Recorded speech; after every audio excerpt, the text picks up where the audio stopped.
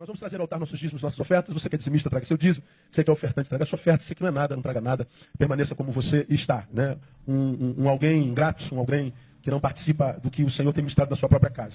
Toda vez que a gente fala isso, é claro que no coração de alguém que não contribui nada, vem aquela palavra sempre, né? Eu não dou dízimo porque eu sou contra o dízimo. Você está coberto de razão e tem direito de ser. Errado é você ser contra o dízimo e participar do que ele promove na igreja. Você está sentado num banco que foi comprado com dízimo doado pelos seus irmãos. Deveria estar em pé. Não, você não deveria estar em pé porque esse tabernáculo foi pago com o dízimo dos teus irmãos. Você deveria estar do lado de fora do tabernáculo. Não, você não deveria estar do lado de fora porque esse terreno foi comprado com o dízimo do seu irmão. Você deveria estar do lado de fora da igreja. Você não deveria ouvir essa palavra pela internet porque a internet é pago com o dízimo do seu irmão. Você não deveria participar de nada. Se você é contra, não deveria usufruir dos frutos dele. Você é desonesto. Você é mau caráter. Você não é honesto. Diz que é, mas não é.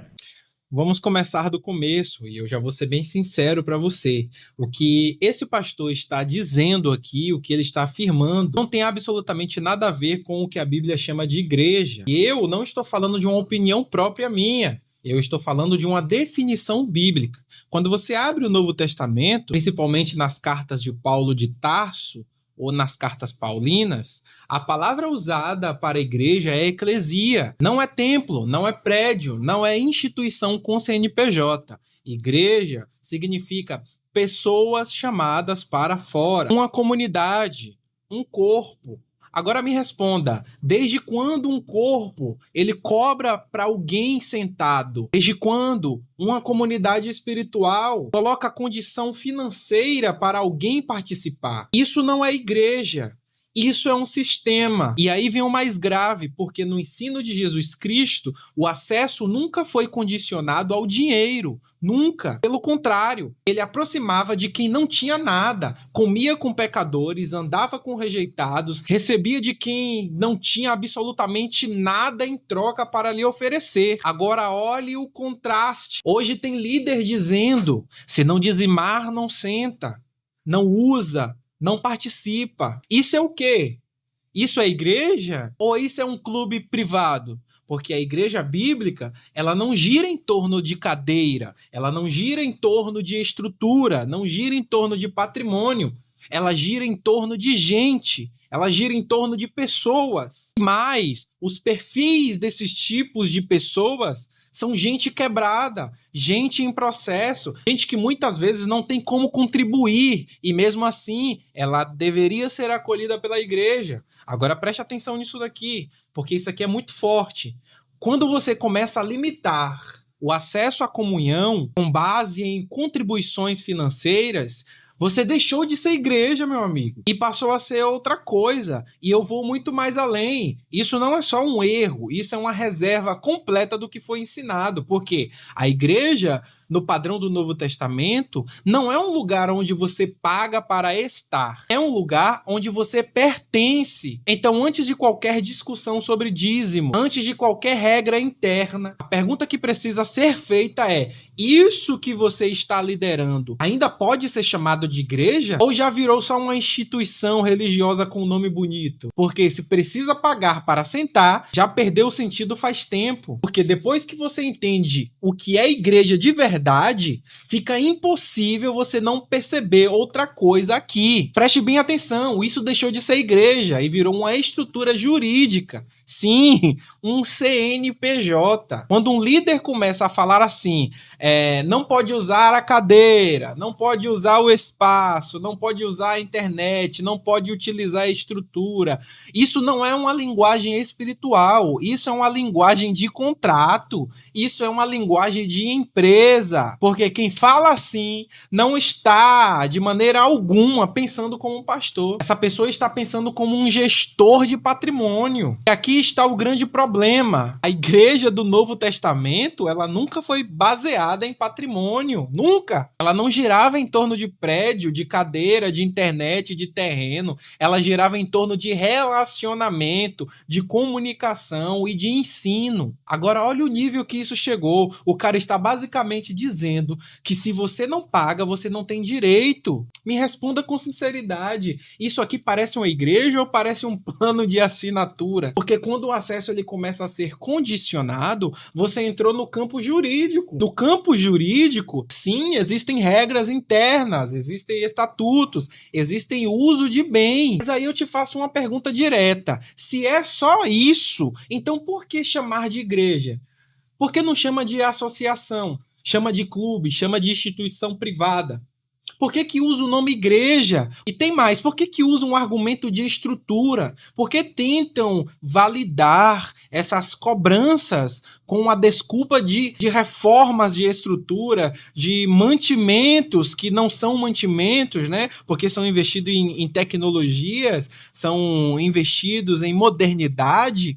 Porque se for assim, se for desse jeito, a lógica fica clara. Quem paga mais tem mais acesso. Quem não paga, ele é simplesmente limitado. E isso aqui não é nada espiritual. Isso é um sistema de consumo. E aqui vai o ponto que desmonta tudo. A igreja verdadeira, ela não é sustentada por cobrança. Ela é sustentada pela consciência. Quando você precisa ameaçar, restringir ou criar regras de exclusão, isso já provou uma coisa. Você perdeu a essência completamente. Porque quem entende o que é igreja não precisa dizer se não pagar, não senta. Sabe por quê? Porque quem entende o que é igreja sabe que ninguém está ali por causa da cadeira. Então vamos chamar pelo nome certo, pelo nome correto que deveria ser chamado. Isso não é zelo espiritual, isso não é uma doutrina, isso não é Bíblia, isso é administração de um CNPJ, simples assim, que basicamente está tentando se impor como uma autoridade espiritual. E quando mistura essas duas coisas, o resultado é exatamente esse: controle,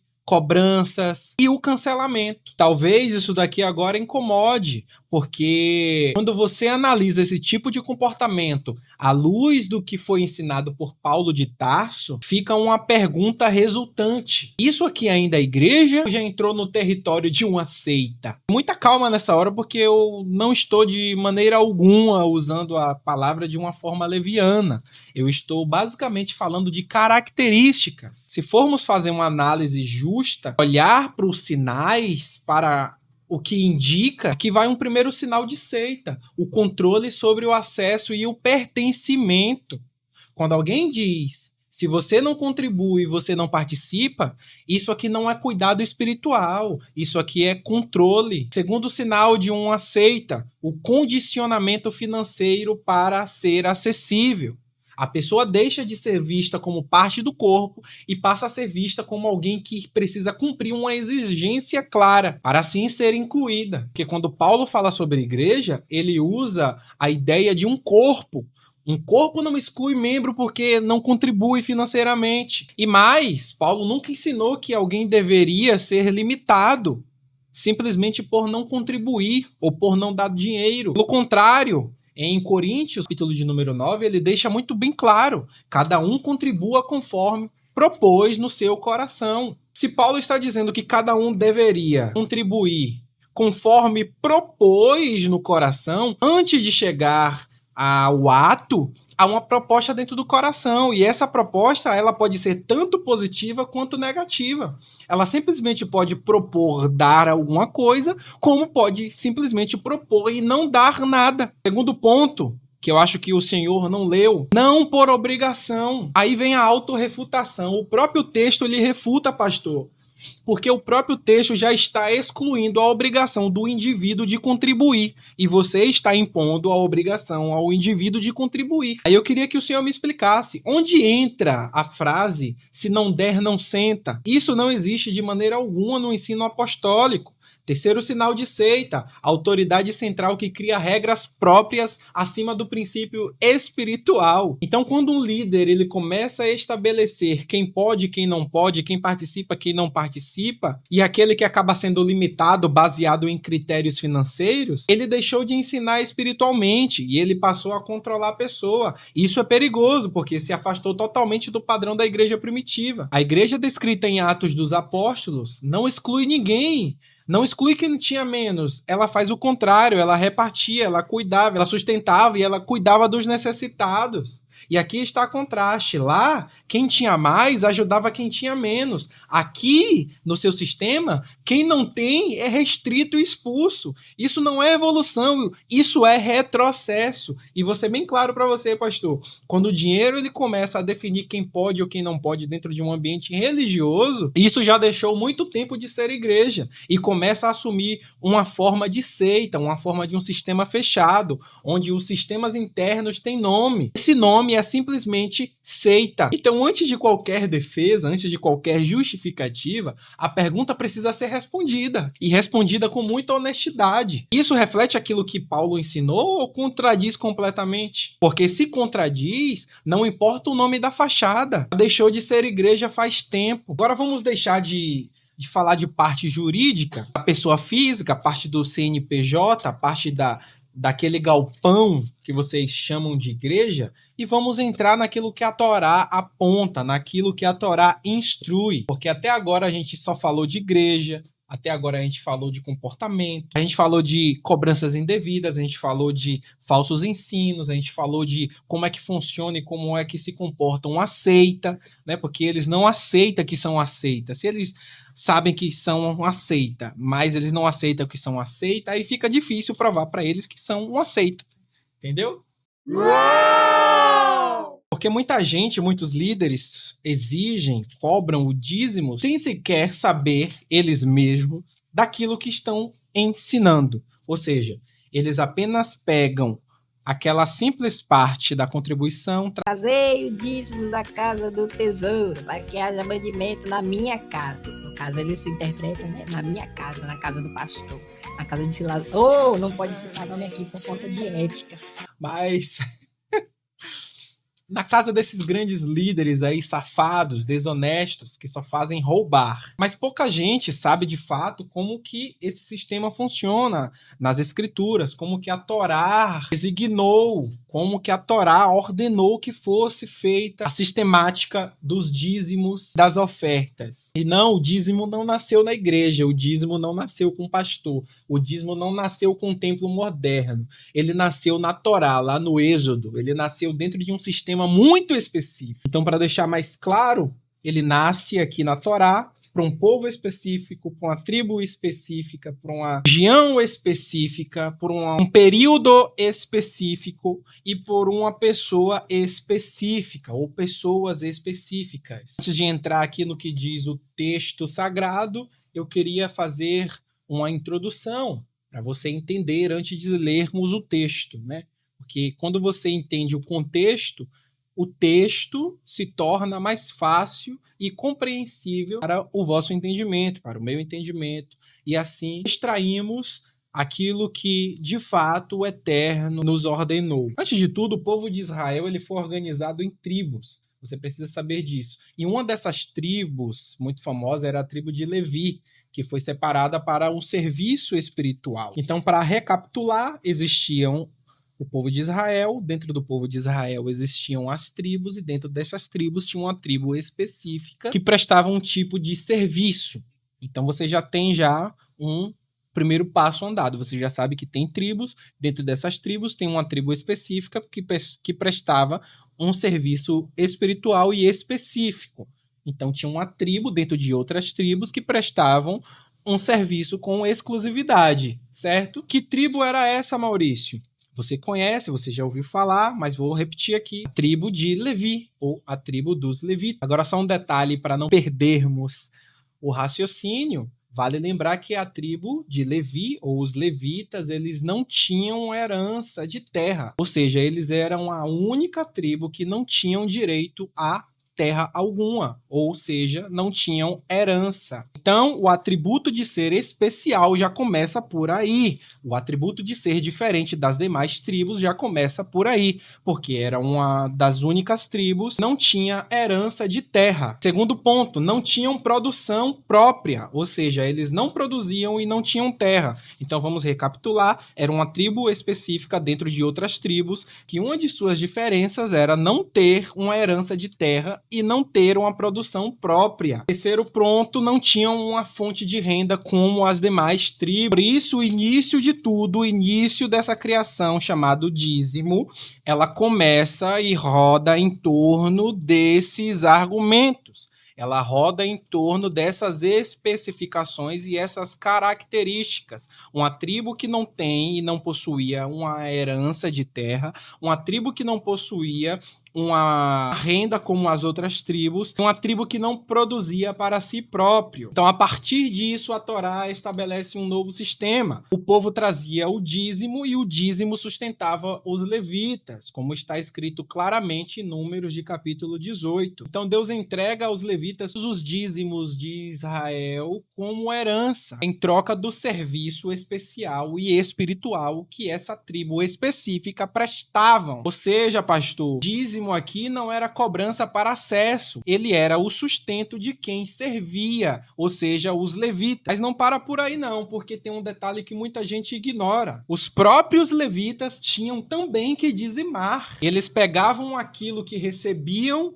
né, do povo e separavam uma parte, ou seja, o dízimo dos dízimos. Então o levita ele pegava, ele recebia do povo os dízimos que o povo de Israel levava e entregava para os levitas, ele tirava a parte deles, tirava o dízimo do dízimo que haviam recebidos e entregavam para alguém. E a pergunta é, você sabe para quem eles entregavam esses dízimos? Para o sacerdote. Agora guarde essa sistemática na tua mente. O povo pegava o dízimo, né, que era a parte de tudo aquilo que o povo produzia, de tudo aquilo que as tribos produziam, o povo de Israel produziam, tiravam a 10ª parte, levava para os levitas, ofertava lá na mão dos levitas. Beleza, os levitas recebiam esse dízimo, tiravam 10% dos 10%, né? Tirava a 10ª parte, o dízimo, e entregava esse dízimo do dízimo para o sacerdote. Ou seja, pastor, isso aqui é um sistema organizado e completo. Isso aqui é seguir exatamente como a Torá designou que o dízimo fosse. Isso aqui é obedecer biblicamente da forma correta daquilo que foi ordenado, se você quisesse implementar isso daqui na sua congregação, com funções muito bem definidas. E tem mais, porque o dízimo ele não era só dinheiro, na verdade, na maioria das vezes, ele era alimento, ele era grãos, ele era vinho, ele era azeite, ele era animais. E sabe para quê? Para sustento, para manutenção da vida e para assistência. Se você for para Deuteronômio, de capítulo 14, vai ficar ainda mais claro que o dízimo ele servia para alimentar o levita, o estrangeiro, o órfão e a viúva. Agora imagine, pastor, se você segue à risca aquilo que é a Torá, aquilo que a Bíblia, né, seja lá como você chama essa escritura aqui, de uma forma honesta, né?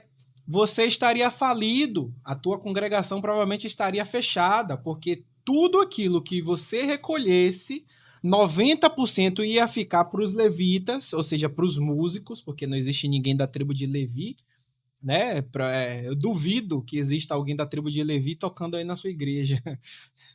E 90% de tudo aquilo que você coletou num culto tem que ficar com os levitas. E os levitas têm que usar essa arrecadação com alimentos, ou seja, nos tempos, né, modernos, né, eles deveriam ir para a cantina, deveriam ir para Burger King, eles deveriam ir para o McDonald's e gastar com o povo, com alimento, porque tem muita gente que vai para o culto com fome, pastor. Tem muita gente que não tem o que comer em casa, não tem o que jantar em casa, vai para o culto para enganar o estômago em troca de entretenimento, em troca de ouvir uma música bacana, em troca de ouvir um testemunho, ou muitas das vezes, em troca de ver uma irmã bonita, um rabo de saia. Meu Deus, fiquei todo.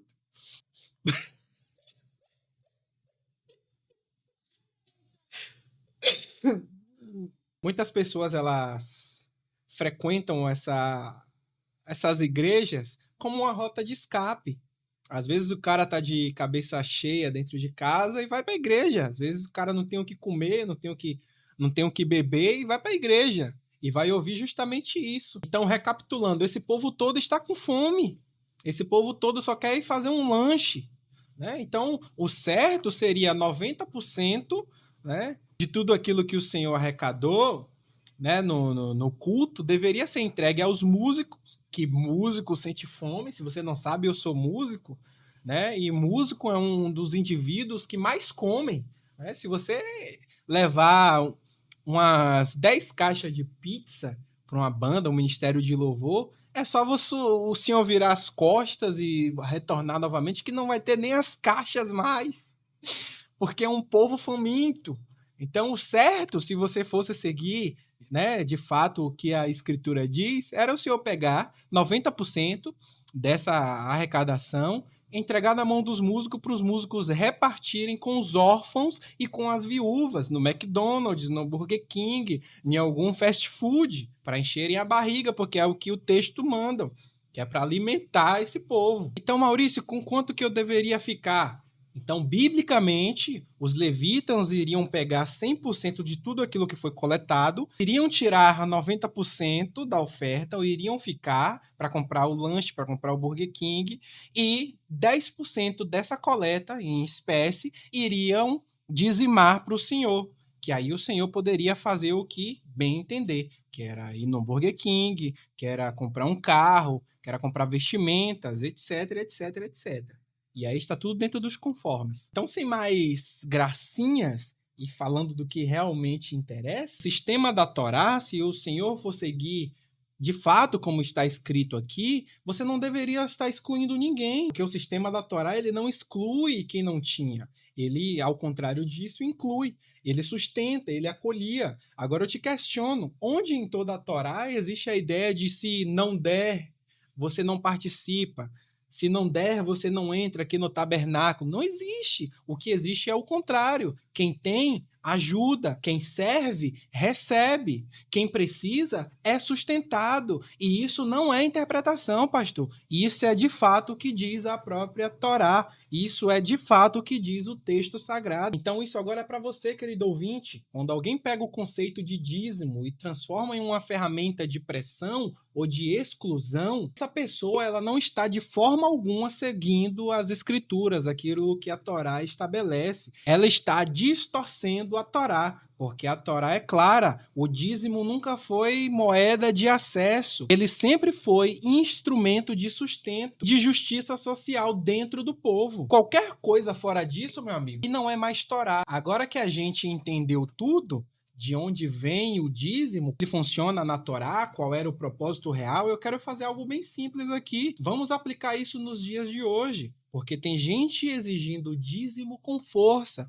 cobrando, enviando, limitando o acesso. Porque se for dessa forma, vamos seguir a lógica até o fim. Se for dessa forma como vocês ensinam, vocês que eu falo, vocês, líderes corruptos, líderes do ego, que só olha para o seu próprio umbigo, que só olha para a sua avareza, que você tem prazer em enganar, tem prazer em iludir as pessoas, tem prazer em ser como as sanguessugas, apenas sugar e não retribuir de forma alguma, com algum benefício. Eu faço esse desafio aqui a vocês. Use essa lógica que vocês criaram até o fim. Não sejam tão covardes ao ponto de pegar só a parte que te favorecem. Você que exige dízimo, você que coloca pressão para que a pessoa venha e deposite lá no gasofilaço o dízimo. Tem uma simples pergunta. Você é levita? Porque na Torá,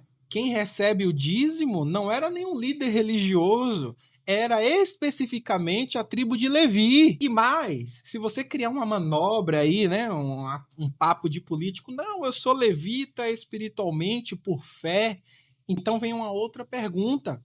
Por acaso você também não tem herança, né? Que a tribo de Levi era uma tribo específica que não tinha herança alguma. Uma outra pergunta, você vive exclusivamente do serviço espiritual?